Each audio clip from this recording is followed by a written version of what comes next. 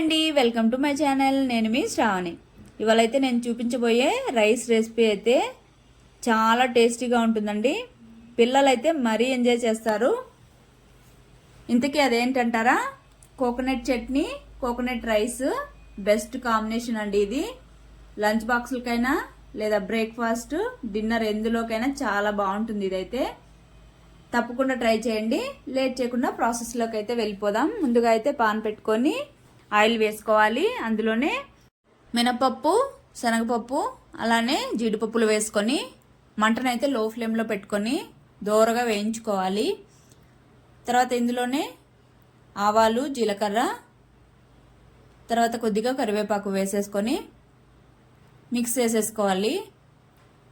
తర్వాత అయితే మీకు స్పైసీకి తగ్గట్టు పచ్చిమిర్చి వేసుకోండి. పచ్చళ్ళలో కూడా వేస్తాం కాబట్టి చూసుకొని వేసుకోండి.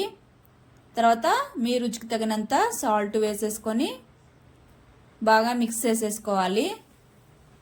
తర్వాత ఇందులో తురిమి పెట్టుకున్న కొబ్బరి వేసేసుకోవాలి. 1 కప్పు వేసుకుంటున్నాను నేనైతే. ఈ రైస్ అయితే 4 to 5 మెంబర్స్కి అవుతుంది ఈజీగా. తర్వాత ఇక్కడ కొబ్బరి వేసిన తర్వాత ఎక్కువసేపు ఫ్రై చేయకండి.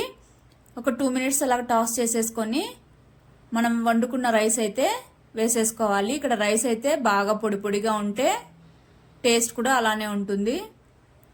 రైస్ వేసుకున్న తర్వాత బాగా మిక్స్ చేసేసుకోవాలి. ఇక్కడైతే రైస్ అయితే రెడీ అయిపోయింది. ఇప్పుడు పచ్చడి రెడీ చేసుకుందాము. మిక్సీ జార్ తీసుకొని కొద్దిగా చింతపండు, అలానే పచ్చిమిర్చి, తర్వాత అయితే అల్లం వేసుకోవాలి. ఇక్కడ అల్లం వేయడం వల్ల ఈ చట్నీకి మంచి టేస్ట్ ఉంటుందండి. వద్దనుకున్న వాళ్ళైతే స్కిప్ చేయొచ్చు. తర్వాత వెల్లుల్లి, అలానే రుచికి తగినంత సాల్ట్ వేసేసుకోవాలి.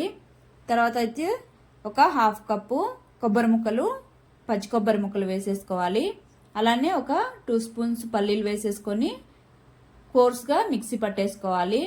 వాటర్ ఏమి యాడ్ చేయకుండా, ఎందుకంటే ఈ కొబ్బరి ముక్కల వల్ల సరిగా మిక్స్ అవ్వదు వాటర్ వేసామంటే. వెంటనే మిక్సీ పట్టుకున్న తర్వాత కొద్దిగా వాటర్ యాడ్ చేసేసుకొని ఇక్కడ నేను చూపిస్తున్నాను కదా, ఆ కన్సిస్టెన్సీ వచ్చేంత వరకు మిక్సీ పట్టేసుకోవాలి.